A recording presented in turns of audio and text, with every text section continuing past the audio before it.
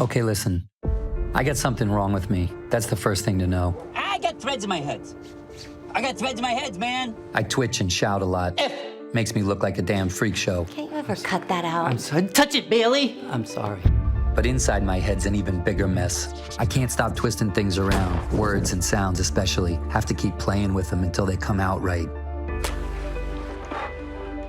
Sorry. Jeez, figured I asked. Like I said, a damn mess. Then I started working for Frank. Frank Minna, Private Eye. Boys. Frankly, Franco. He's the one who taught me how to use my head, turn it into a strength. He gave me a place in this crappy world until I screwed up. Frank! Brooklyn, she's in trouble now. Who? Does anybody know what Frank was into on this? There's something going down, and it's big, and they were not happy about what he found. We find who did this, and we square accounts. If I figure it out, I'm gonna make him regret it. I promise you that. That's her. That's the girl that Frank was following. I think she found something.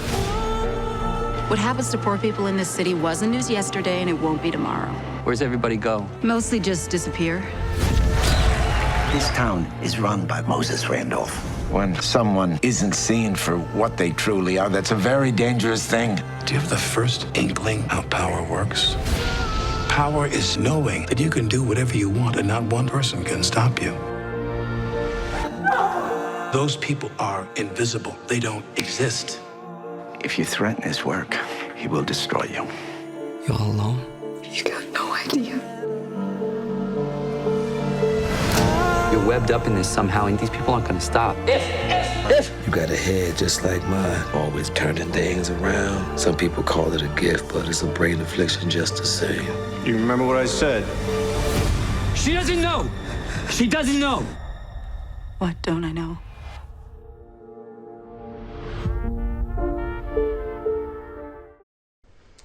So tell us about the genesis of this book, and especially the narrator. Sure, yeah. Well, it's a long time ago now, but I still remember vividly when I first became conscious of, what Tourette syndrome was. This would have been 96 or 97. And,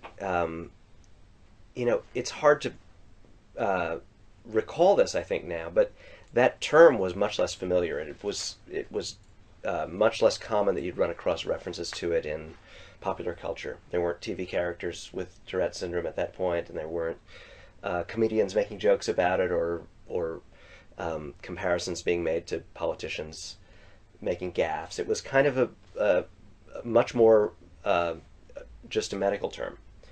And I first came across the reference to it in Oliver Sacks, the great writer of medical case histories for The New Yorker. And he had two great books that were collections of his case histories. One, which I think was the book that introduced him to a lot of people, called The Man Who Mistook His Wife for a Hat. And a slightly later one called An Anthropologist on Mars.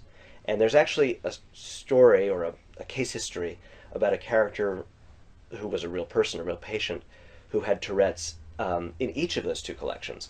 And so I was reading Oliver Sacks at this time and came across these two extremely beautiful, evocative narratives, because he's a writer who brings his, these medical, neurological subject matters so brilliantly to life for you.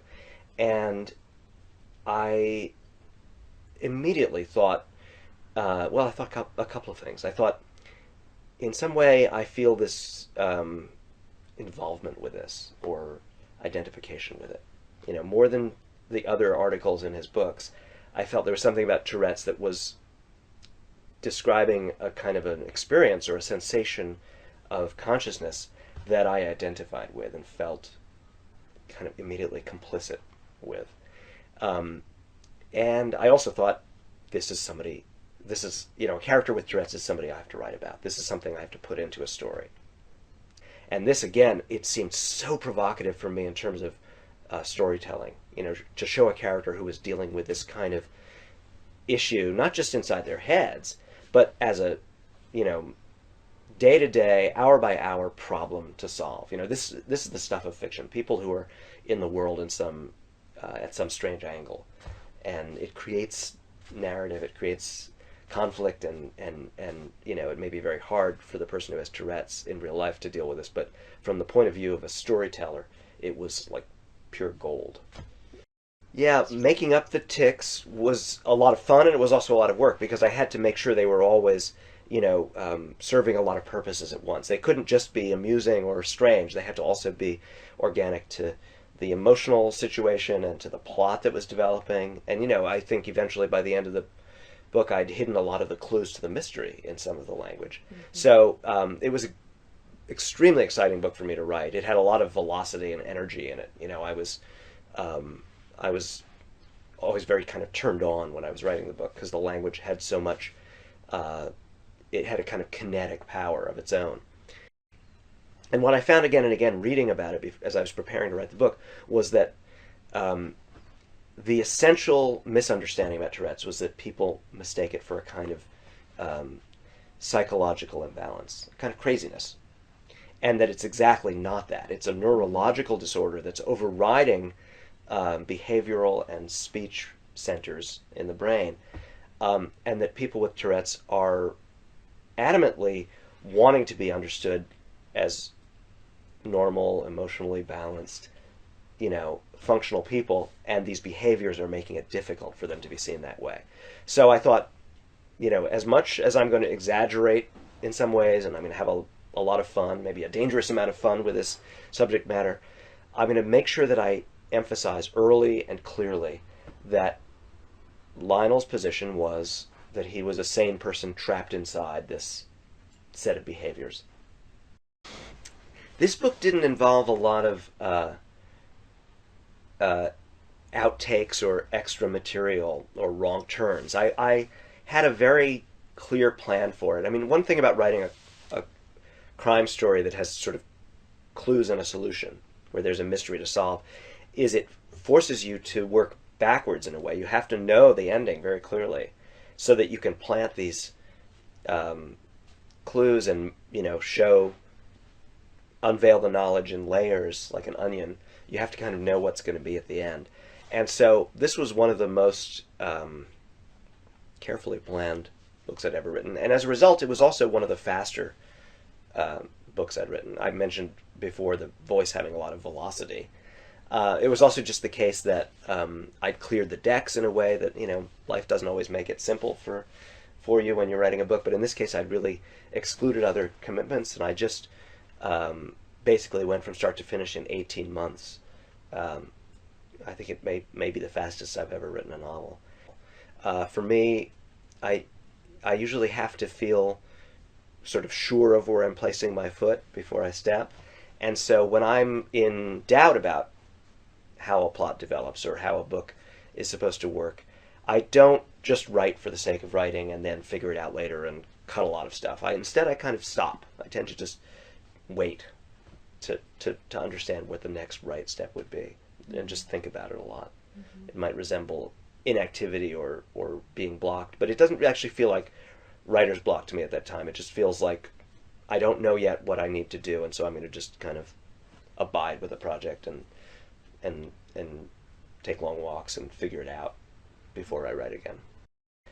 I had devoured so much, over the years, so much hard-boiled detective fiction specifically, Raymond Chandler and Ross MacDonald and James Crumley and early Elroy and so many other examples.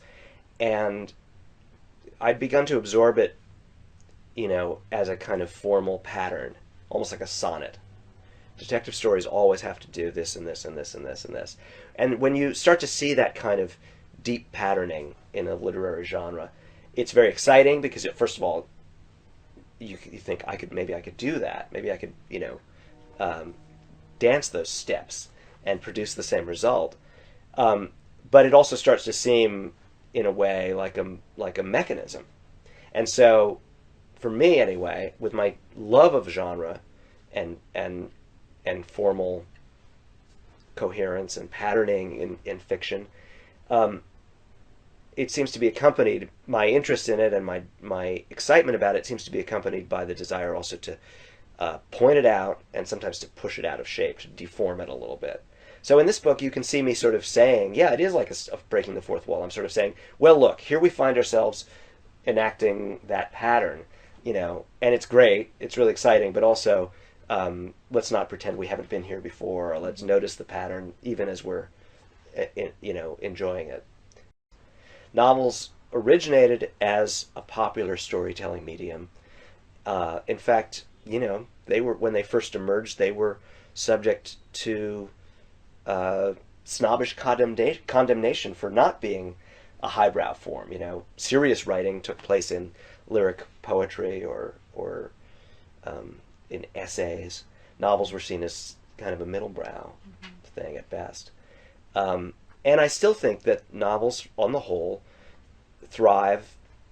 The center of the practice of writing novels thrives on a strong relationship to vernacular culture, to the life of the other arts and the popular arts. It's why I think in my age group, you have a lot of writers like me who are strongly engaged with graphic novels and films, pop music, and finding ways to make connections in their writing to those forms, because by its nature, the novel is, connected to life as we know it. It gobbles up, all kinds of other things and presents them. When you find a writer like Dickens, who is sort of like he's like the ultimate novelist, right? His books are full of the street life of London and commercial jingles and the texture of vernacular language, the way people spoke in the upper and middle and lower classes. The novel is meant to engulf all of this stuff. It's not off by itself in some high ivory tower. If New York and the babble of voices were going to predominate in this story, then I was going to want to contrast those with their total opposites. So by looking for Zen Buddhism and moving the story into a Zen monastery where people are trying to have a collective silent meditation, it was a way of exemplifying and also making very funny the difference between the two. And I think I reached for that again when I moved the story to the woods, to Maine. One of the things growing up as a New York, basically a street kid, you only know the canyon of the streets, you might have a scrap, you might go to Prospect Park, but you're never out of sight of rooftops. And there can be a kind of terror of the open sky, I knew a story about a kid when I was growing up whose parents took him on the F train to Coney Island, and when he got out under the sky on the beach, he started weeping in terror because he wasn't enclosed enough. And so Lionel is a product of this kind of, he really doesn't, his body doesn't know what it's like to be out of that space. So I wanted to thrust him by putting him into coastal Maine and putting him out on that lighthouse and, among those evergreen trees. I wanted to, again, seek the contrast that would exemplify this idea about who he was. So dear sweet Lionel, we talked about what a sweetheart he was at the beginning, how much we want to root for him and how people feel warm about him.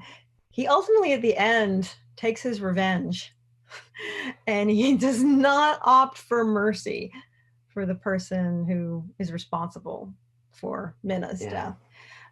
Why not? It's a great question. I think that in some ways I was invested in the imperatives of the crime story. I thought I'd had my liberties with it, but that there ought to be, a pursuit of of justice, and in this case, revenge isn't inapt. There's that aspect to it too.